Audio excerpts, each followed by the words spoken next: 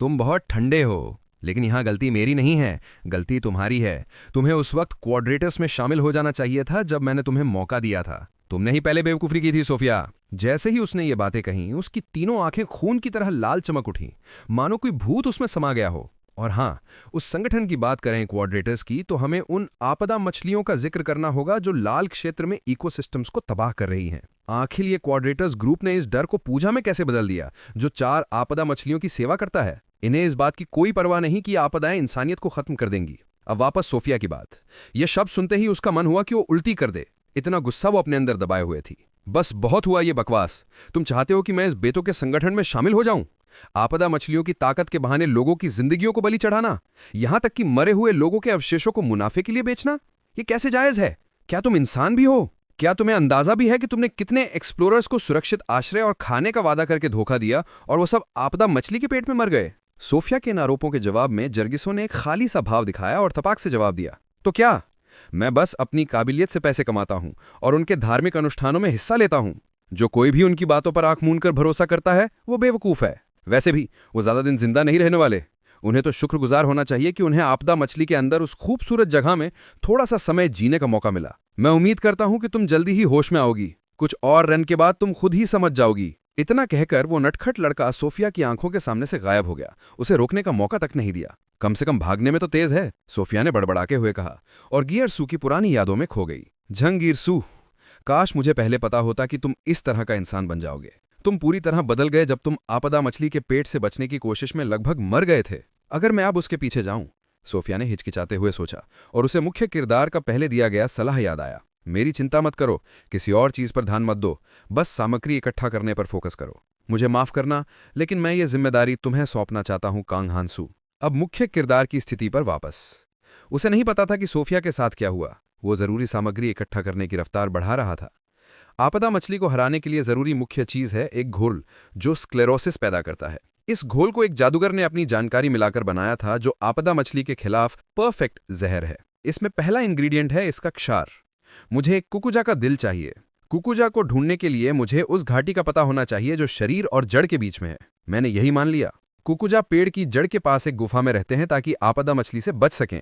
वो आसानी से जमीन में खोदकर अपने घोंसले बना लेते हैं। कुकुजा के दिल की तुलना में स्क्लेरोसिस पैदा करने वाले घोल के लिए बाकी सामग्री ढूंढना अपेक्षाकृत आसान है, लेकिन पेड़ की जड़ के पास कुकुजा का दिल ढूंढना बहुत मुश्किल है। अगर मैं इसे ढूंढ पाया तो बहुत अच्छा होगा। ऐसा सोचते हुए हानू के कदम एक पल के लिए रुके, क्योंकि उसे अजीब सी ऊर्जा तरंगों का एहसास हुआ। आ रहा है, उसने कहा। इतना कहते ही उसने अपनी कमर पर लटके हुए 2 छोटे कुल्हाड़ियों को निकाला और अपनी ड्रैगन ची तकनीक को सक्रिय कर दिया, जो उसकी चाबी का जादुई उन्नयन था। इससे दोनों कुल्हाड़ियां तुरंत सुनहरी रोशनी से चमक उठी। जैसे ही उसने ये किया, खोखले पेड़ों से भैंस के बराबर दिखने वाले भयानक जीवों का झुंड उसकी ओर दौड़ा। ये थे कुकुजा। इन राक्षसों को हमला करने के लिए आते देखकर मुख्य किरदार ने जरा भी देर नहीं की और उन्हें सीधे यमलोक भेजने की तैयारी कर ली। पहले उसने अपनी एक कुल्हाड़ी को पहले जानवर के सिर पर दे मारा, जिससे उसका सिर साफ कट गया और वो तुरंत मर गया। फिर अपनी टांगों में जोर लगाकर उसने अपनी चाल का इस्तेमाल किया और पीछे वाली भैंस के पास पहुंचा और उनके गले पर अपनी कुल्हाड़ियों को जंगली तरीके से चलाया, जैसे पकी घास काट रहा हो। लेकिन कई को मारने के बाद हानू की कुल्हाड़ियों में नुकसान के निशान दिखने लगे। ब्लेड्स पर दरारें पड़ गईं और उसकी आंखें सिकुड़ गईं। ऐसा लग रहा था कि ची को हथियार में डालने से वो जल्दी खराब हो रहा है। मुझे अपनी तकनीक को सावधानी से एडजस्ट करना होगा जब तक मुझे बेहतर हथियार नहीं मिल जाता। जैसे ही उसने ये सोचा, एक और भैंस ने हानू के डिस्ट्रैक्शन का फायदा उठाया, अपनी पूंछ हिलाई और पीछे से उस पर हमला किया। लेकिन मुख्य किरदार भला इस हमले को कैसे नहीं भांप सकता है। तुरंत उसने मुड़कर अपनी एक कुल्हाड़ी सीधे उस जानवर के सिर में फेंकी, जो गहरे तक घुस गई और उसकी आंखें मेंढक की तरह सफेद हो गईं। फिर भी ये राक्षस वाकई निडर लग रहे थे। हानू ने उन्हें बुरी तरह पीट दिया था, फिर भी कई और जंगली तरीके से उसकी ओर दौड़े। ये देखकर हानू ने अपनी तर्जनी उंगली को हल्के से हिलाया और पास में मरे हुए कुत्ते की तरह पड़े एक भैंस के सिर में फंसी कुल्हाड़ी को नियंत्रित किया। कुल्हाड़ी बूमरैंग की तरह घूमी और सीधे उसके पास वापस आ गई। अपने रास्ते में उस कुल्हाड़ी ने एक भैंस के दिमाग में हथौड़े की तरह वार किया, जिससे वो तुरंत मर गया। अपनी कुल्हाड़ी वापस लेने के बाद हानू ने देखा कि 5 और भैंसें चुपके से उसकी ओर बढ़ रही थीं। जैसे ही वो अटैक के रेंज में आए, सभी भैंसों ने एक साथ अपनी पूंछें हिलाईं और अपने शरीर को हवा में उछाला, सीधे उसकी ओर निशाना बनाते हुए। नीचे हानू ने अपने हथियारों को कसकर पकड़ा, अपनी टांगों में ताकत जुटाई और उनके साथ भयंकर लड़ाई के लिए तैयार हो गया। जैसे ही वो पास आया, उसने कुल्हाड़ी को एक भैंस के शरीर पर नीचे की तरफ चलाया और उसे 2 टुकड़ों में काट दिया। देखते ही देखते हानू ने अपने आसपास के सभी युवा ककुजा को मार दिया। बिखरे हुए शवों को देखकर उसने सोचा कि जिन भैंसों को अभी उसने हराया वो सब जुवेनाइल थे। बड़ों को तो कहीं और होना चाहिए। क्या मुझे इन छोटों को भी निपटा देना चाहिए? इस विचार के साथ उसने आसपास बिखरे हुए प्राचीन रनर पत्थरों को इकट्ठा किया और बड़बड़ाया। इन सारी स्किल्स का इस्तेमाल करने से मेरी ताकत और जादू दोनों खत्म हो गए। लाल प्राचीन रूना पत्थर बहुत रेयर हैं, तो मेरे पास इनके ज्यादा नहीं हैं। अभी के लिए मैं पहले इन पत्थरों को इकट्ठा कर लूं। पत्थरों को अपनी कलाई के स्टोरेज में डालने के बाद जैसे ही वो थोड़ा रिलैक्स हुआ और अपनी सतर्कता कम की, अचानक जंगल से एक अर्धचंद्राकार ऊर्जा ब्लेड उसकी ओर चली, जो अपने रास्ते में आधे पेड़ों को काटती हुई आई। सौभाग्य से हानू ने समय पर रिएक्ट किया और अपनी दोनों कुल्हाड़ियों को एक्स आकार में क्रॉस करके उस हमले को रोक लिया। अपनी कुल्हाड़ियों को देखकर उसे एहसास हुआ कि वो अब आखिरी सांसें ले रही थीं। वो पहले से ही कमजोर हो चुकी थीं और उसने उनका और भी बेपरवाह इस्तेमाल किया। अपनी नजर सामने की ओर घुमाते हुए हमलावर कोई और नहीं बल्कि गिरजासू था। हानू को अपने हमले को सफलतापूर्वक रोकते देखकर गिरजासू ने मुस्कुराते हुए कहा, वाह, तुमने वो रोक लिया। मैं तो थोड़ा पीछे हटने वाला था अगर तुम मरने वाले थे, लेकिन तुम तो उससे बेहतर निकले जितना मैंने सोचा था। मैं यहाँ लड़ने नहीं आया, बस तुम्हें थोड़ा टेस्ट करना चाहता था, तो गुस्सा मत होना। मैं तुम्हारे लिए एक ऑफर लेकर आया हूँ, क्वाड्रेटस में शामिल हो जाओ। कोई पहले से ही तुम्हें देख रहा है, ये ऑफर तुम्हारे लिए अच्छा है, तो चलो मेरे साथ। इससे पहले कि गिरजासू अपनी बात पूरी करता, हानू ने एक ऊर्जा का वार किया जो गिरजासू के चेहरे पर लगा, जिससे उसका सिर सुन्न हो गया। कमीने मरना चाहता है क्या? हानू ने गुस्से में चिल्लाया और गिरजासू की बकवास को इग्नोर किया। पागल कमीना, तुम जैसे रुकी को हिम्मत कैसे हुई कि मेरी बात के बीच में काउंटर अटैक करे? गिरजासू ने गहरी सांस ली ताकि खुद को शांत कर सके। तुम्हें जरूर बहुत कॉन्फिडेंस है कि तुम ट्रेनिंग फेज पास कर चुके हो, इसीलिए तुम सोचते हो कि तुम बिना मौत के डर के मुझ पर हमला कर सकते हो। उस लड़की को शायद तुम में कुछ पसंद हो, लेकिन मुझे। इससे पहले कि वो अपनी बात पूरी करता, हानू ने फिर से उसे काट दिया। मैं तुम्हारा ऑफर ठुकराता हूं, मैं ठुकराता हूं। उसने 2 बार बहराया, क्योंकि अपनी पिछले जन्म की यादों से उसे अच्छे से पता था कि ये कमीना किस तरह के संगठन का हिस्सा है। वो एक आपदा पूजक पंथ है, क्वाड्रेटस। मैं बहुत अच्छे से जानता हूं कि वो कितने क्रूर हैं, लेकिन सबसे खराब बात है उनका बिजनेस। वो आपदा मछलियों को ब्रीड करते हैं। जब से क्वाड्रेटस ने इस इलाके में काम शुरू किया, तब से एडवेंचरर्स गायब होने लगे। उनका बिजनेस है लोगों को इन आपदा मछलियों के सामने जिंदा खाने के लिए छोड़ना। जितना क्रूर उतना ज्यादा पैसा। दूसरों के दुख पर बनाए क्रूर इंडस्ट्री। यही वो संगठन है जिसे मुझे जल्द से जल्द खत्म करना है। मैं उन्हें एक एक करके मार डालूंगा। हांसू ने यह बात खुद से कही, फिर अपने चेहरे पर हमेशा वाला बोर्ड एक्सप्रेशन डाल लिया। मुझे नहीं दिखता कि मुझे किसी ऐसे शख्स की बात क्यों सुननी चाहिए जो मुझसे कमजोर है। उसने गहरी सांस ली, जिससे जाओ गुस्से में अपने दांत पीसने लगा। तुमने अभी क्या कहा? गिरजासू ने गुस्से में गुर्राया। हाँ ठीक है, मैं तुम्हें खुद नीचे उतारूंगा। नहीं, अगर मैं तुम्हें वापस नहीं ले गया तो वो पागल हो जाएंगे। तो मैं तुम्हें ले जाऊंगा, चाहे तुम्हें पसंद हो या ना हो। वैसे उन्हें इस बात से कोई फर्क नहीं पड़ता अगर तुम 1-2 बाहें खो दो, है ना? बोलते हुए उसने अपनी हेडबैंड ऊपर खींची और पुरानी रिस्टबैंड को फाड़ दिया, जो न जाने कितनी बार पहले भी फट चुकी थी और कैसे वो उसे फिर से पहन लेता था। दूसरी तरफ हांसू भी इस नटखट को सबक सिखाना चाहता था, तो उसने बिना हिचकिचाए टकराने का फैसला किया। मैं भी यही चाहता हूं। मैं तुमसे वो जानकारी लूंगा जो मुझे चाहिए। 1-2 अंक होने से तुम बोलना तो नहीं रोकोगे ना? उसने जवाब दिया। देखते हैं, जब मैं तुम्हारा काम तमाम कर दूंगा तब तुम क्या बोलते हो, जिरू ने धमकी दी और बिना वक्त गवाए उसने अपनी ऊर्जा का कोड़ा सीधे हांसू की ओर लहराया। हांसू ने तुरंत रिएक्ट किया और एक तरफ झुककर उससे बच गया। ये देखकर गिरजासू ने मजाक उड़ाते हुए मुस्कुराया। बेवकूफ, जैसा मैंने सोचा था। अचानक हांसू के कंधे से खून छलक पड़ा और वो अपने घुटनों पर गिर गया। तो अब और क्या कहना चाहते हो? जेरसू ने तंज कसते हुए हंसा। हालांकि उसकी आंखें अभी भी सतर्क और तेज थीं। उसका निशाना हांसू की बांह थी, लेकिन उसका हमला कुछ हल्का पड़ गया। क्या मैं बहुत हल्के से मार रहा हूं? उसने सोचा। फिर जॉर्जस्यू ने अपने काले कोढ़े को लहराना शुरू किया, उसे पानी की सतह पर पटकते हुए और घमंड भरे अंदाज में बोला, अगर मैं तुम्हें बहुत जोर से मार दूं तो तुम किसी काम के नहीं रहोगे। चिंता मत करो, मैं इसे जल्दी खत्म कर दूंगा। उसे यकीन था कि उसने हांसू को घेर लिया है और वो जोर जोर से बोलता रहा। लेकिन ठीक उसी वक्त जब गिरजासू अपनी बकवास चला रहा था, हांसू ने अपने कंधे से बहते खून को रोक लिया। शायद मैं थोड़ा ज्यादा कॉन्फिडेंट हो गया। मैंने पहले कभी तुमसे फाइट नहीं की, हांसू ने कहा और फिर से खड़ा हो गया। उसके शब्दों ने जॉर्जस्यू को कंफ्यूज कर दिया। ये क्या बकवास कर रहे हो? क्या तुम्हें किसी बैल ने सिर पर लात मारी है? बस चुपचाप लेट जाओ, जर्ग ने गुस्से में कहा और अपनी दाहिनी बांह उठाकर फिर से कोड़ा चलाने की तैयारी की। लेकिन इससे पहले कि जैरू हमला करता, हांसू ने तुरंत दूरी खत्म की और गैरजासू के पेट में एक जोरदार मुक्का जड़ दिया। इस वार से जैरसू दर्द से उल्टी करने लगा। उसका कमजोर शरीर एक फटे बोरे की तरह पीछे उड़ गया। मुझे अपनी जानकारी अपडेट करने की जरूरत है, चलो कोऑपरेट करते हैं, हानू ने कॉन्फिडेंस के साथ मुस्कुराते हुए कहा। इस बीच जैरजासू अभी भी उस वार से स्तब्ध था। वो हमला मुझे दिखा ही नहीं।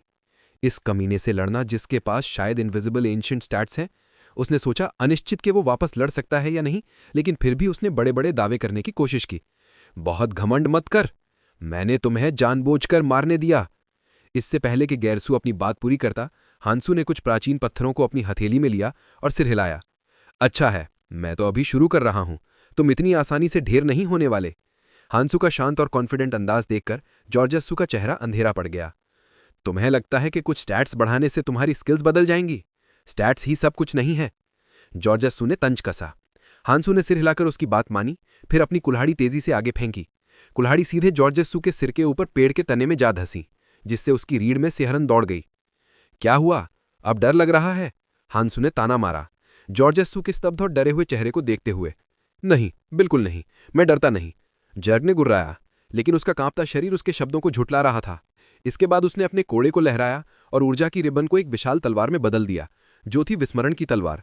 चाहे वो कोई शक्तिशाली आर्टिफैक्ट हो या ना हो, गैरजासू ने तलवार को पकड़ा और कॉन्फिडेंस के साथ हांसू की ओर दौड़ा। हांसू ने अपनी दोनों बाहें डिफेंसिव स्टांस में उठाईं, जैसे कि वो मार्शल आर्ट्स का इस्तेमाल करने वाला हो। वो निहत्थे हमला कर रहा है, उसका हॉरिजॉन्टल रेंज में सब कुछ चीर देगा। मैं उसकी बाह को काट डालूंगा, हांसू ने सोचा। जॉर्जस्सू ने तलवार को तिरछा नीचे से ऊपर की ओर लहराया, सीधे हांसू के गले की ओर निशाना बनाते हुए। अपनी तीनों आंखों के साथ चमकते हुए वो मुस्कुराया, अब तुम मेरे हो। लेकिन एक सेकंड बाद ही उसकी मुस्कुराहट पूरी तरह गायब हो गई। हांसू ने नुबाहा रिंग की पहली शक्ति को सक्रिय किया और ब्लेड को पकड़ लिया। हल्के से जोर देते ही ऊर्जा की तलवार अनगिनत टुकड़ों में बिखर गई। अपनी कीमती तलवार को कबाड़ में बदलते देख जर्जासू की कई आंखें धुंधली हो गई, जैसे कि उसने कोई हाई स्टेक्स गेम हार लिया हो। नहीं, मेरा स्लैश ब्लॉक हो गया। यहां तक कि जादू डिकोडिंग के एक्सपर्ट्स को भी इतनी हाई माना कॉन्सेंट्रेशन वाले हमलों को तोड़ने में मुश्किल होती है, उसने डर से कांपते हुए सोचा। हांसू की ओर मुड़ते हुए, जो अब निहत्था था, हांसू आगे बढ़ा, गैरजासू को कॉलर से पकड़ा और इतनी जोर से जमीन पर पटक दिया कि वो खून उगलने लगा। उसके होंठ दर्द से सूज गए। फिर हांसू ने उस कमीने को देखा और कहा, मरने का नाटक मत कर, मैंने काफी कंट्रोल किया है। उसने सोचा, क्या ये सचमुच बेहोश है? जैसे ही उसने दोनों हाथों से गैरजासू को कॉलर से पकड़ा, उसकी बाइसेप्स को कसकर पकड़ते हुए बाह को देखकर हांसू ने हल्के से सिर हिलाया। ओह, बुरा नहीं, तुमने जल्दी रिएक्ट किया। तुमने एक स्किल यूज की ब्लॉक करने के लिए। उस पल जॉर्जस्सू का शरीर सीमेंट की तरह सख्त हो गया। काम कर गया, हानू ने सोचा। डिफेंस स्किल ब्रॉन्ज जेड उसकी हलचल को सीमित कर देती है। मैं इसे पहले यूज नहीं करना चाहता था, क्योंकि ये मुझे भी रिस्ट्रिक्ट करती है, लेकिन अब मेरे पास कोई चॉइस नहीं है, जॉर्जस्सू ने सिप ने सोचा। अगर मैं इसके कंट्रोल से छूट सकता हूं, लेकिन नई बहारिंग के साथ वो स्किल्स हांसू पर शायद ही कोई असर डालती हैं। अच्छी कोशिश, लेकिन बस इतना ही, हांसू ने कहा। फिर उसने जॉर्जस्सू के चेहरे पर एक मुक्का जड़ दिया, जिससे उसके दांत तुरंत उड़ गए। वो मेरी स्किल को कैसे तोड़ सकता है? जासू चीखा। हांसू के हाथ मशीनों की तरह चल रहे थे, लगातार तेजी से नीचे की ओर मुक्के मार रहे थे। आखिरकार दर्द से अभिभूत होकर जर्जासू ने दोनों हाथ उठाए और सरेंडर कर दिया। रुको रुको, मैं सब कुछ बता दूंगा। मेरे पास कोई चॉइस नहीं है, समझे? मेरा बिजनेस अच्छा नहीं चल रहा, मैं बस ऑर्डर्स फॉलो करता हूं। देखो, मैं अच्छा इंसान हूं, मैं किसी को चोट नहीं पहुंचाना चाहता। अगर तुम मुझे छोड़ दोगे तो मैं तुम्हें अपने कुछ प्राचीन रूनस्टोन्स दूंगा। मैं तुम्हें बताऊंगा कि तुम्हें यहां भेजने का ऑर्डर किसने दिया। उस बेशर्म आदमी ने गिड़गिड़ाते हुए खुद को रिडीम करने की कोशिश की। उसके 10 सेकंड से ज्यादा की बकवास सुनकर हांसू थोड़ा अनॉयड हो गया। तुम बहुत सारी बेकार की बातें कर रहे हो, हांसू ने कहा और अपनी मुट्ठी कसकर बंद की, और फिर जर्जासू के चेहरे के ठीक बीच में एक जोरदार मुक्का मारा। उस मुक्के के बाद जॉर्जस्सू का चेहरा जैसे अंदर धंस गया। कितना झंझट है, हानू ने बड़बड़ाया। लेकिन तुमने ही तो मुझे बोलने को कहा था, जर्जासू ने अपने दिमाग में चीखते हुए सोचा। उसके चेहरे से आंसू और नाक बह रही थी। तो क्या हुआ? मैंने तुम्हें सब कुछ बता दिया जो मुझे पता है। कमीने, तुमने मेरे साथ कुत्ते जैसा सलूक किया, और क्या चाहिए? वो बेवकूफ लगातार घमंडी बातें करता रहा, नॉन स्टॉप बोलता रहा। हांसू का सब्र जवाब दे चुका था। उसे फिजिकल फोर्स यूज करना पड़ा ताकि वो लड़का सबक सीखे और आखिरकार ऑनेस्टली कबूल करे। बस इतना ही मुझे पता है, क्वाड्रेटस ही डापदा पूजक कल्ट है।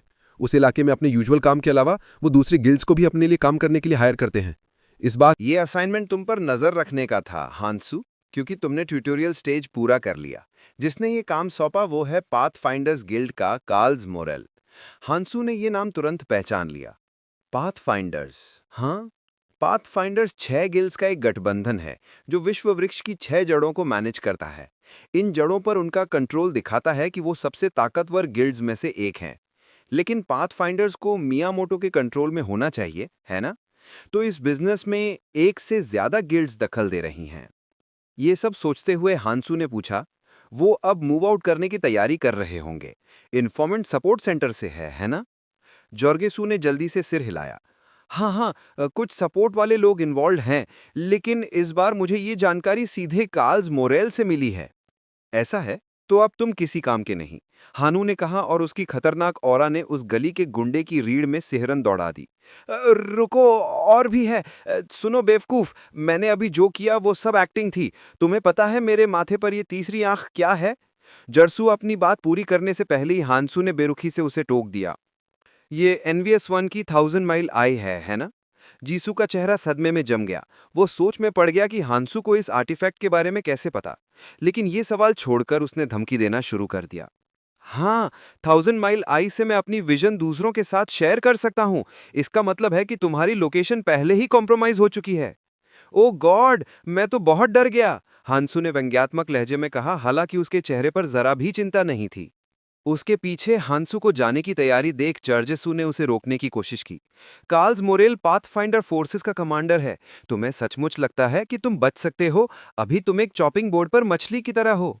जैसे ही सू ने अपनी बात पूरी की और हांसू को आने वाले कॉन्सिक्वेंसेस के बारे में घमंड भरे अंदाज में बताया, हांसू ने तेजी से आगे बढ़कर उसके पेट में जोरदार मुक्का मारा।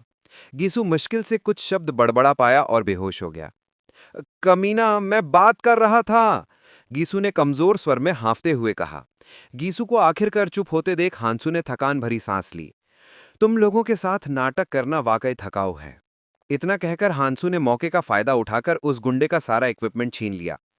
मेरे हथियार लगभग खत्म हो चुके हैं, मुझे नया गियर ढूंढना होगा। ये फॉरगॉटन रेलिक, ये तो अच्छा आइटम है, और ये डुप्लीकेट मिरर आर्टिफैक्ट भी बुरा नहीं। उसी वक्त आसमान में ऊंचाई पर एक अजीब सा सफेद बाज दिखाई दिया। उसे देखकर हांसू को तुरंत पता चल गया कि ये एक स्काउटिंग डिवाइस थी जो पहले भेजी गई थी। फिर से डिटेक्ट हो गया। कार्ल्समैन। मुझे याद नहीं कि वो कौन है, शायद कोई छोटा मोटा गुंडा। लेकिन कितना झंझट है। मैं अभी बिजी हूं, और पास में वो मॉन्स्टर्स का झुंड। लगता है जर्गस का एक पैक है। हांसू ने पास के जंगल की ओर देखते हुए मुस्कुराया। ठीक है, मैं उन्हें रीइंफोर्समेंट्स आने से पहले ढेर कर दूंगा। गर्टस राक्षसी जीव थे जो प्रागैतिहासिक बैंगनी चमड़ी वाले डायनासोर जैसे दिखते थे और झुंड में शिकार करते थे। कहीं और 3 काले लबादे पहने हुए लोग उन बैंगनी डायनासोर से बेतहाशा भाग रहे थे। बाईं ओर वाले ने चिल्लाकर कहा, सब लोग इनविजिबिलिटी एक्टिवेट करो। उसके आदेश पर तीनों ने अपनी इनविजिबिलिटी स्किल्स को सक्रिय किया, जिससे उनके शरीर तुरंत गर्टस की नजरों से गायब हो गए। फिर वो तीनों तेजी से पास के पेड़ की डाल पर कूद गए, जिससे गर्टस कंफ्यूज हो गए और समझ नहीं पाए कि उनका खाना कहाँ गया। राक्षसों को बिना किसी क्लू के इधर उधर भटकते देख लबादे वाले लोगों ने राहत की सांस ली। लगभग दिल का दौरा पड़ गया, चैंग ने कहा, जो क्वाड्राटस गिल्ड का सदस्य था। हमें कितने गर्टस को लुभागा है? किसी और ने पूछा। ज्यादा से ज्यादा उतना बेहतर, चैंग ने जवाब दिया। लेकिन उसने उन्हें यह भी याद दिलाया कि चूंकि हमें इनविजिबिलिटी बनाए रखने के लिए सांस रोकनी पड़ती है, हम इसे कंटिन्यूअसली यूज नहीं कर सकते। अभी के लिए उन्हें घाटी तक लुभाएं, फिर थोड़ा रेस्ट करेंगे और फिर आगे बढ़ेंगे। ये बात कहते हुए चैंग को अपने बॉस काल द्वारा गैर जासूस को दी गई मिशन याद आई और उसने शिकायत की, वैसे उस बेवकूफ को बस उस रुकी को यहां लाना था। इतना वक्त क्यों लग रहा है? पास में किसी ने पूछा। हाँ, शायद फिर से कहीं खेल रहा होगा, चैंग ने जवाब दिया। जब बाकी सब लोग अपनी पीठ तोड़कर काम कर रहे थे, तभी उन तीनों ने कुछ नोटिस किया और एक साथ ऊपर देखा। फिर चैंग की उंगली पर एक हल्के नीले हरे चमक वाला कबूतर प्रकट हुआ। एक नीले रंग का मैसेंजर डव। केवल एक ही व्यक्ति ऐसा डिटेल्ड कबूतर मटीरियलाइज कर सकता था। कोई नहीं जानता था कि वो उस कबूतर द्वारा लाई गई जानकारी को कैसे पढ़ता था, लेकिन जानकारी पढ़ने के बाद उसका चेहरा विचारमग्न हो गया और वो खड़ा होकर बोला, चलो, हमें लेक क्यू पर बुलाया गया है। वक्त तेजी से बीत गया और देर दोपहर तक चैंग का ग्रुप हानू की पिछली लोकेशन पर पहुंच गया और वहां जर्सी को मरे हुए कुत्ते की तरह पड़ा देखा। तुम सचमुच हार गए, चैंग ने उसका मजाक उड़ाया। धीमे दिमाग वाले जेरसू ने कोई बहस नहीं की, बस जवाब दिया, अच्छा हुआ कि मैं लो टॉक्सिन एरिया में बेहोश हुआ, मेरी टांगें लगभग जलकर राख हो गई थीं। तो उस लड़के का क्या? उसने तुम्हें नॉकआउट कर दिया। जब तक हम यहां पहुंचे वो कब का जा चुका था। चैंग ने फिर से जर्सू का मजाक उड़ाया। तुम्हारा मतलब है कि तुम जो आपदा मछली के पेट में सरवाइव कर चुके हो, वो किसी रुकी लड़के को नहीं पकड़ सके, और तुम एक्सपेक्ट करते हो कि हम तुम्हारा छोड़ा हुआ मेस साफ करें? तानों को इग्नोर करते हुए जर्सू ने जल्दी से अपने शरीर की जांच की और दांत पीस लिए। कमीना, मेरे हथियार और ये वियर्ड वूंड क्या है? उसने अपनी जांघ पर बंधी पट्टी वाले घाव को देखते हुए भौंवें चढ़ाईं। दरअसल वो घाव हांसू ने दिया था। वापस सो जाओ, मैं तुम्हें एक गिफ्ट दूंगा, बदले में मैं तुम्हारे हथियार ले लूंगा। हांसू की आवाज हल्के से उसके दिमाग में गूंजी। हालांकि जॉर्जेसू को अभी तक पूरी तरह समझ नहीं आया कि इसका मतलब क्या है। क्या बड़बड़ा रहे हो? उठो, हमें यहाँ की सिचुएशन रिपोर्ट करनी है। चुप कर, मुझे याद है उसने कुछ कहा था। उसका क्या? क्या तुम्हें जहर का नशा चढ़ गया है? फिर वो अपने साथी की ओर मुड़ा और आदेश दिया, इसे बाहर एस्कॉर्ट करो, हम शिप पर वापस जाएंगे। बस हर हाल में मैं पास के कमांडर और क्लाइंट से भी कांटेक्ट करूंगा। बोलते हुए उसने अपनी स्किल एक्टिवेट की और अपने हथेलियों के बीच एक नीला मैसेंजर डव कंज्योर किया। नीला मैसेंजर डव एक सपोर्ट स्किल है जो ट्रैवलर्स को कम्युनिकेट करने में मदद करती है। उसका मैसेंजर डव केवल बेसिक जानकारी भेज सकता था, लेकिन वो क्लियर और प्रिसाइज होनी चाहिए। सीन एक अननोन जगह पर शिफ्ट हुआ। चैंग का मैसेंजर डव कार्ल्स के हाथों में पहुंचा। मैसेज पढ़ने के बाद कार्ल्स ने गुस्से से उस कबूतर को अपने हाथ में कुचल दिया। नाकारा बेवकूफ, चलो मेरे पीछे आओ। थोड़ी देर बाद कार्ल्स उस शिप पर पहुंचा जहां चैंग का ग्रुप अभी अभी आया था। उसे देखते ही चैंग जल्दी से आगे बढ़ा और उसका स्वागत किया। आप जल्दी आ गए, मैंने अभी अभी डव भेजा था। बिना जवाब दिए बॉस ने चैंग को एक तरफ धकेल दिया और जाजिस्सू के पास पहुंचा। हट जाओ, ये क्या बकवास है जाजस्सू? तुम्हें हिम्मत कैसे हुई कि एक रुकी से पिटकर यहां चेहरा दिखाओ? कार्ल्स मोरेन, जाजस्सू ने बड़बड़ाया। अपने पॉइंट को एम्फेसाइज करने के लिए कार्ल्स ने तुरंत जाजस्सू के पेट में एक लात मारी, जिससे उसे भयंकर दर्द हुआ। तुम समझते क्या हो खुद को कि मुझ पर भौंक रहे हो? नहीं सोचा था कि क्वाड्रेटस इतना यूजलेस हो जाएगा। इस कचरे का क्या करोगे चैंग? कार्ल्स ने कहा, फिर चैंग की ओर देखा। हम जिम्मेदारी लेंगे, चैंग ने चुपचाप जवाब दिया। थोड़ी देर बाद एक लबादा पहना हुआ आदमी पास में खड़े एक शख्स ने अचानक चिल्लाकर कहा, मुसीबत, हमारा जर्डिस का झुंड घाटी में इकट्ठा हो रहा है। वो बाहर निकल रहे हैं और इधर आ रहे हैं। ये सुनते ही ग्रुप जहाज के किनारे की ओर भागा और देखा कि किसी तरह वो पूरा डायनासोरों का झुंड, जिसे उन्होंने इतनी मेहनत से इकट्ठा किया था, अब इस जगह पर उमड़ रहा था। कमीना, एक बार जब गर्टिस दौड़ पड़ते हैं तो वो दिशा नहीं बदल सकते। मैंने उनकी इसी खासियत का इस्तेमाल करके उन्हें घाटी में लुभाया था। फिर ये कैसे भागकर यहां आ गए? सिर्फ इसलिए कि हमने उनके बच्चों को पकड़ा? चैंग ने कंफ्यूज होकर कहा। उसी पल एक अजीब सी गंध कार्ल्स की नाक में आई। उसने तुरंत एक खंजर निकाला और गैर जासू की पोजीशन की ओर निशाना साधा। फिर चिल्लाते हुए खंजर को सीधे गैर जासू के घाव में फेंक दिया। बेवकूफ, तुमने पीछे कचरे का ढेर खींच लिया। जब उसने गैर जासू की जांग से खंजर निकाला तो उसमें कागज का टुकड़ा चिपका हुआ था। ये गर्टिस का खून है, ये उन्हें यहां लुभाएगा, और इसमें एक एम्पलीफायर है जो इसके असर को बढ़ाता है।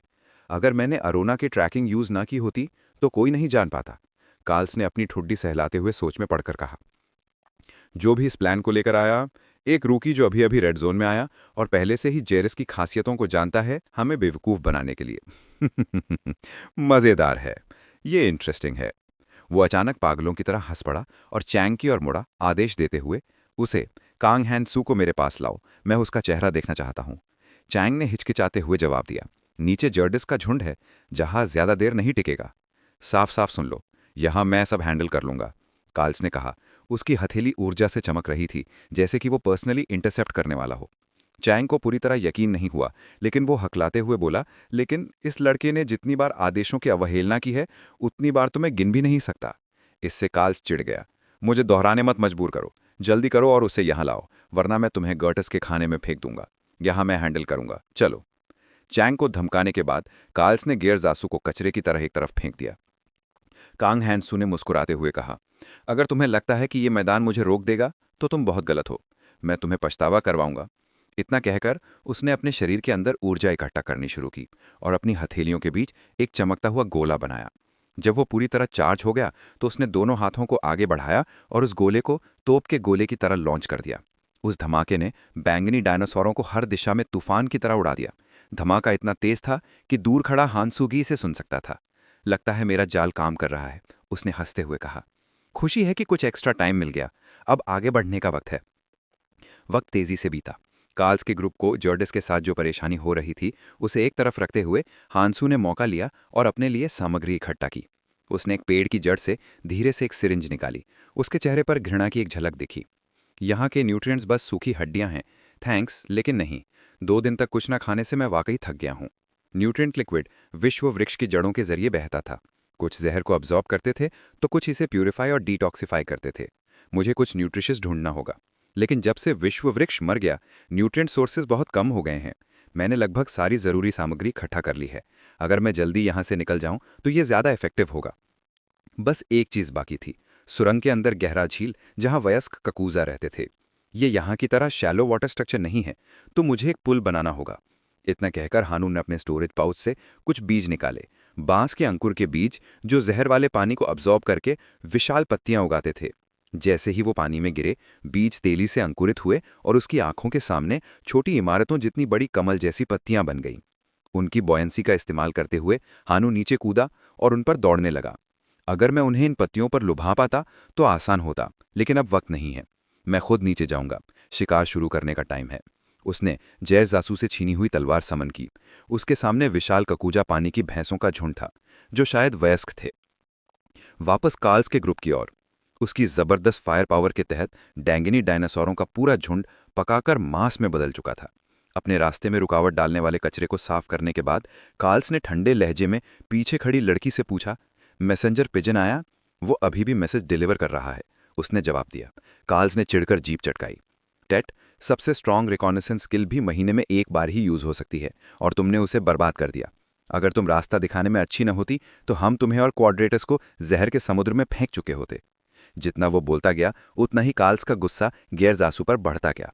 लेकिन गेरजू के लटके हुए शरीर को देखकर नकाबपोश आदमी को एहसास हुआ कि गोश्त शायद और टॉर्चर सहन नहीं कर सकता, और उसने उसे नीचे फेंक दिया। फिर वो लड़की की ओर मुड़ा, आदेश देते हुए, रेचल, मुझे फाइनल लोकेशन पर ले चलो। आप अकेले जा रहे हैं? रेचल ने पूछा। हाँ, अपने हाथों से शिकार करना मजेदार है। कांग हैंसू, तुम बच नहीं पाओगे, कार्ल्स ने कहा। उसके चेहरे पर उत्साह की लहर दौड़ रही थी। इस बीच हांसू चारों तरफ तैरते हुए पानी की भैंसों के मरे हुए शरीरों से घिरा हुआ था। उन्हें हैंडल करने से थककर वो जोर जोर से सांस ले रहा था। उसकी स्टैमिना लगभग खत्म हो चुकी थी। तलवार चलाना मुश्किल हो रहा है, लेकिन ये आखिरी ककूजा दिल है जो मुझे चाहिए। ऐसा सोचकर वो पानी की भैंस से दिल निकालने के लिए झुका। लेकिन जैसे ही वो काम खत्म करता, उसे अचानक अपनी रीढ़ में एक ठंडी सिहरन महसूस हुई, जैसे कि कोई उसे निशाना बना रहा हो। अपनी सहज बुद्धि से उसने अपना सिर एक तरफ झुकाया और सफलतापूर्वक एक तीर से बच गया, जो हवा को चीरता हुआ आया था। तीर ने भैंस के शरीर को चकनाचूर कर दिया। हमलावर कोई और नहीं बल्कि चैंग था। जब कार्ल्स बैंगनी डायनासोरों से जूझ रहा था तो चैंग चुपके से यहां हांसू को पकड़ने आया था। चच्चा, फिर से मिस कर गया, चैंग ने अफसोस के साथ कहा। हांसू के चेहरे पर तनाव के निशान दिखाई दे रहे थे। वो पूरी तरह थक चुका था। उसकी प्रिसीजन स्किल कमजोर पड़ रही थी, जिससे हमलों से बचना मुश्किल हो रहा था। कोई और रास्ता न देखकर हांसू ने अपनी तलवार 2 बार लहराई और 3 चमकते हुए तीरों को उड़ा दिया जो उसकी ओर आ रहे थे। लेकिन इस फोर्सफुल एक्शन से उसके बाहों के घाव फिर से खुल गए और खून बहने लगा। कमीना, घाव फिर से फट गए, उसने दांत पीसते हुए कहा। उसी वक्त उसके खून की बूंदें जहर वाली झील में गिर पड़ीं। उसकी गंध ने खून की प्यासी पानी की भैंसों के इंस्टिंक्ट्स को तुरंत जगा दिया। बिना एक सेकंड गंवाए 2 पागल भैंसें टूटी हुई बाइक की चेन की तरह तेजी से उसकी ओर दौड़ी। चूंकि कोई उसे निशाना बना रहा था, हांसू रुककर उनसे लड़ नहीं सकता था। खून की वजह से ये बेकाबू हो रही हैं, कितना झंझट है, उसने भौएं चढ़ाते हुए सोचा। इसी बीच चैंग भी इन उद्ग्र भैंसों से परेशान था, जो उसके प्लान्स को बिगाड़ रही थी। कमीने चूहे, ये पानी की भैंसें सब कुछ और मुश्किल कर रही हैं। हम यहाँ सपोर्ट के लिए हैं, नीचे जाओ और उसे पकड़ो। उसने अपने पास खड़ी लड़की को आदेश दिया। उसका नाम था मिलर, क्वाड्रेटस की मेंबर। चैंग का आदेश सुनकर वो एक पल के लिए हिचकिचाई। क्या तुम चाहते हो कि मैं पानी की भैंसों से भरे दलदल में जाऊं? छींटों से मेरे बाल खराब हो जाएंगे, वरना वो बस भाग जाएगा। उसने विरोध किया। अब बस उस खून बहते लड़के का पीछा करो, डर किस बात का? चैंग ने चिल्लाकर कहा, जिससे मिलर के कान लगभग रिटायर होने को तैयार थे। ठीक है, चिल्लाना बंद करो, वरना मुझे और रिंकल्स हो जाएंगे। मैं अभी मैसेंजर पिजन भेज रही हूं, तुम उसे हैंडल करो, समझे? हमें उसे जिंदा पकड़ना है, चैंग ने कहा और अपनी कम्युनिकेशन स्किल एक्टिवेट की। हालांकि अनिच्छा से मिलर नीचे कूदी और हांसू का सामना करने लगी। ठीक है, जिंदा पकड़ना है, लेकिन तुम्हें मुझे तब तक एंटरटेन करना होगा जब तक हम दोनों थक न जाएं, उसने धीरे से कहा। मिलर ने अपनी कमर पर लटकी छोटी तलवार निकाली। उनके ऊपर नकाबपोश लोग चुपचाप नहीं रहे। उन्होंने तुरंत सपोर्टिव मैजिक कास्ट किया ताकि मिलर की मदद हो सके। उन्होंने एक तरह का एनहांसमेंट स्पेल यूज किया जिसने असैसिन को चमकती लाल ऑरा में लपेट लिया। बैटल मोड में आते ही उसका एटीट्यूड पूरी तरह बदल गया। उसका पहले वाला सार्केज्म गायब हो चुका था। काफी टाइम हो गया ऐसा प्रॉपर फाइट किए, चलो शुरू करते हैं, उसने ऐलान किया। एक ही छलांग में वो विशाल कमल की पत्ती से सीधे हांसू की ओर कूदी और बस उनकी जंग शुरू हो गई। मिलर ने अपनी तलवार इतनी तेजी से लहराई कि उसकी आफ्टर इमेजेस छूट रही थीं, जबकि हांसू मशीन की तरह पैरी कर रहा था। लेकिन ज्यादा एक्सचेंजेस होने से पहले ऊपर से एक उग्र पानी की भैंस अचानक खुले जबड़े के साथ हांसू की ओर दौड़ी, जिसने उसे थोड़ा चौंका दिया। लेकिन तुरंत बाद हांसू ने अपनी तलवार कैजुअली लहराई और उग्र भैंस के गले को चीर दिया, जिससे वो जमीन पर तड़पने लगी। मिलर की ओर मुड़ते हुए ये देखकर कि हांसू जानवर से जूझ रहा है, उसने तुरंत दूरी खत्म की और अपनी तलवार को हांसू के गले की ओर निशाना बनाया। कहाँ देख रहे हो हैंडसम, उसने तंज कसते हुए कहा। उस तंग पल में हांसू ने अपने पूरे शरीर को पीछे की ओर झटका और डॉज कर लिया। फिर एहसान चुकाने के लिए उसने मिलर के चेहरे पर सीधे एक लात जड़ दी। हालांकि मिलर ने अपने बाएं हाथ से ब्लॉक करने की कोशिश की, लेकिन लात की ताकत ने उसके नाजुक शरीर को दूर उड़ा दिया। मिलर ने हवा में थोड़ा ट्विस्ट किया ताकि इम्पैक्ट कम हो और पीछे की कमल की पत्ती पर हल्के से लैंड कर गई। मुझे नहीं लगा था कि कोलैप्स के कगार पर खड़ा कोई इतना टफ होगा।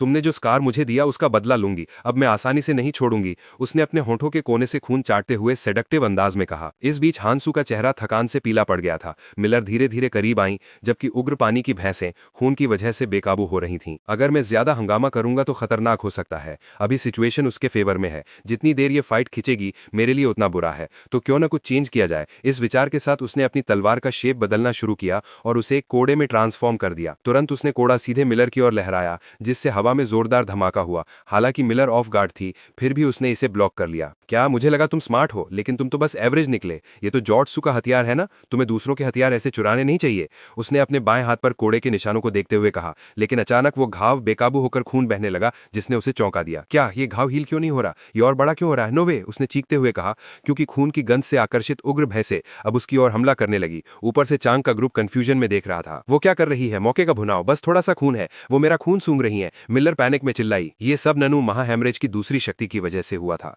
ये शक्ति तब अनलॉक होती है जब रेड स्टेट बूस्ट होता है। ये सोचना मत कि ये नॉर्मल ब्लीडिंग है। बैटल के दौरान लगातार खून बहने से दिमाग क्लाउडी हो जाता है और शरीर ड्रेन हो जाता है। हेमरेज को मेंटेन करने में बहुत सारा मैजिक लगता है, इसलिए मिलर इससे बचने की कोशिश कर रही थी। लेकिन मॉन्स्टर्स के खून की वजह से बेकाबू होने के कारण यही करंट सिचुएशन थी। ये सोचकर कि वो अब एस्केप कर सकती है जबकि चांग के लोग उग्र भैंसों से जूझ रहे थे, हांसू ने मौका लिया और जितनी तेजी से हो सके वहां से भाग निकला। हांसू की पीठ को जाते देख चांग पैनिक में आ गया। बेवकूफों, उसकी मदद करो, अगर हम यहाँ उसका पीछा खो देंगे तो कार्ल्स मोरिन हमें आसानी से नहीं छोड़ेगा। मैं फिर से उसका सामना नहीं कर सकता, मैं ककूजा को हैंडल करूंगा, तुम बस कांग हांसू को पकड़ने पर फोकस करो। बोलते हुए चांग ने अपनी धनुष पीछे खींची और अपने टीममेट को सपोर्ट करने के लिए उग्र भैंसों की ओर तेजी से तीरों की बौछार की। इस बीच नकाबपोश लोग हांसू के साथ क्लोज कॉम्बैट में एंगेज करने के लिए आगे बढ़े। ये देखकर हांसू ने अपने स्टोरेज पाउच में हाथ डाला और बड़बड़ाया, कितना झंझट है। तो फिर मैं तुम सबको एक गिफ्ट देता हूं। उसने एक पर्पल डायनासोर का शव सीधे उनकी ओर फेंक दिया, लेकिन मिलर ने तुरंत अपनी तलवार लहराई और शव को 2 टुकड़ों में काट दिया। भागने से काम नहीं चलेगा,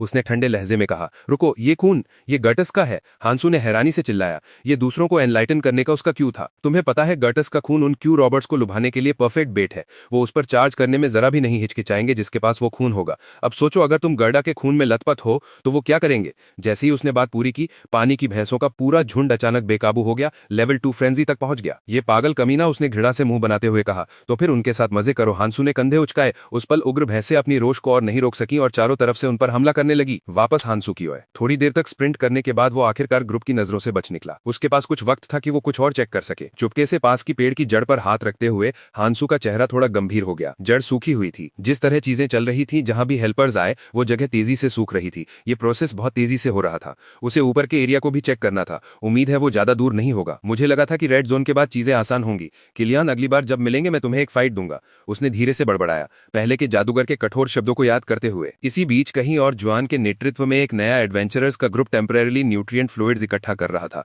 लेकिन जिस जगह को उन्होंने टारगेट किया था उसे पहले से ही दूसरे ग्रुप ने ले लिया था। उन्हें आते देखकर लाल चमड़े की जैकेट पहने एक शख्स ने घमंड भरे अंदाज में तंज कसा। नए खून बिना रूल्स जाने यहाँ चले आए, नीचे उतरो बेवकूफों, ये हमारा टेरिटरी है। एक और शख्स ने सिर हिलाया और कहा, हाँ चले जाओ। जुआन का चेहरा मुरझा गया, उसके होंठ प्यास और थकान से फट रहे थे। लेकिन नीचे न्यूट्रिएंट्स खत्म हो चुके हैं, हेल्पर से मिला फ्लूइड भी यूज हो चुका है, थोड़ा रहम करो, उसने कमजोर स्वर में गिड़गिड़ाया। विरोधी ग्रुप जोर जोर से हंसने लगा। हाँ हाँ हाँ, शायद तुम्हें अपने रिसोर्सेज को बेटर मैनेज करना चाहिए, ये हमारी गिल्ड का एरिया है। एक ग्रे कपड़े वाले शख्स ने अपने दावे को असर्ट किया। लाल जैकेट वाले शख्स ने धमकाते हुए नाखून निकाला। तुम न्यूबी हो, तुम में हमसे लड़ने की हिम्मत नहीं। न्यूबी को थोड़ा भूखा रहना चाहिए, है ना, ये जानते हुए कि वो आउटमैच्ड है। जुआन का ग्रुप अनविलिंगली पीछे हट गया।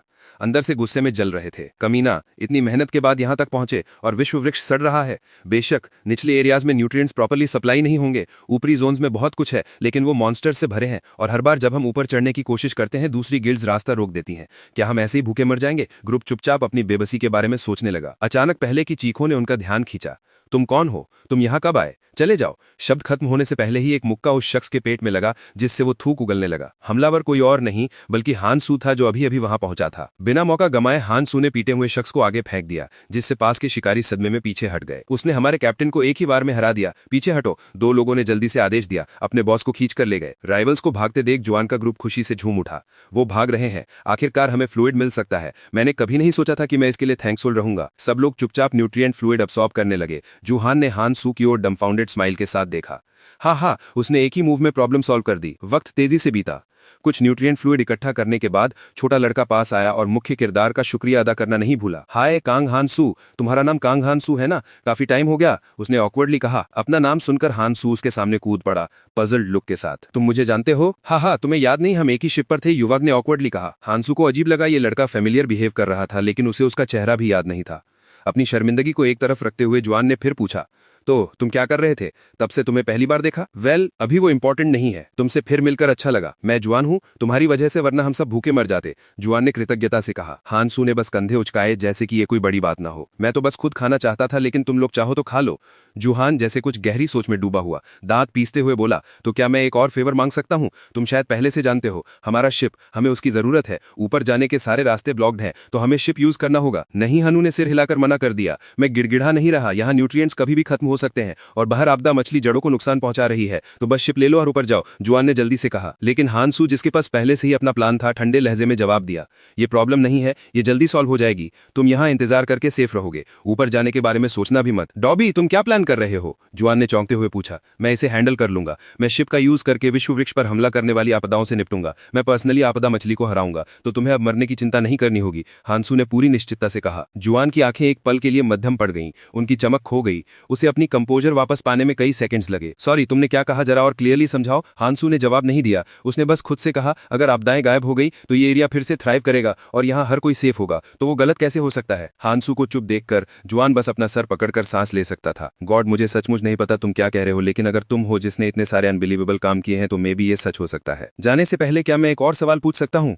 तुम इतनी मेहनत सबको बचाने के लिए क्यों करते हो? इस सवाल को सुनकर हानसू के कदम एक पल के लिए रुक गए। क्यों? क्योंकि मुझे जितने हो सके उतने लोगों को बचाना है, इसलिए मैं वापस आया। ये कहते हुए हानसू के दिल में एक हल्का सा डाउट आया, क्या यही वो सचमुच में चाहता था? कांग हानसू, तुम रुक क्यों गए? तुम्हें